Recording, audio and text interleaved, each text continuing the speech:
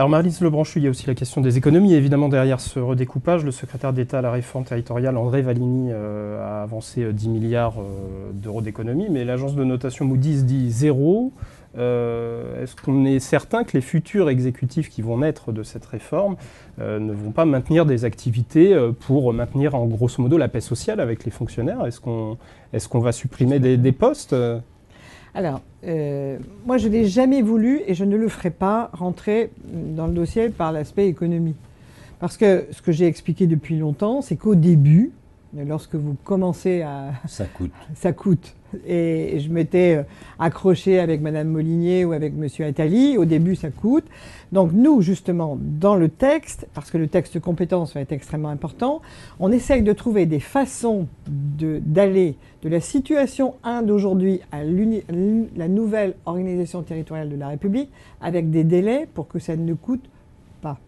Et qu'en plus, on applique ce que j'ai déjà fait voter, qui est la mutualisation des services au niveau des intercommunalités de France, c'est-à-dire que quand vous avez dit « moi, commune, je ne fais plus d'urbanisme, c'est la communauté d'agglo qui le fait ou la communauté de communes, alors je ne garde pas de service, sinon j'aurai moins de dotation de l'État. » Donc, on va demander des mutualisations des services, on va demander des organisations plus efficaces. Moi, je ne vais pas vous dire, je vais demander des licenciements des personnels. Ça coûte pourquoi? Parce qu'il faut créer avant de supprimer? Parce que vous créez une fonction support. Parce qu'il faut aligner des statuts. Voilà. Il faut aligner des statuts, bien évidemment, mais il faut surtout créer des fonctions support. Mais ça coûte sur un temps court. Est-ce qu'on a le travail précis, un peu technocratique, nous dit-on, non technique, que nous avons fait en disant on va jusqu'en 2020 pour les départements, c'est pour éviter justement qu'on puisse avoir... ce passage trop rapide qui coûterait.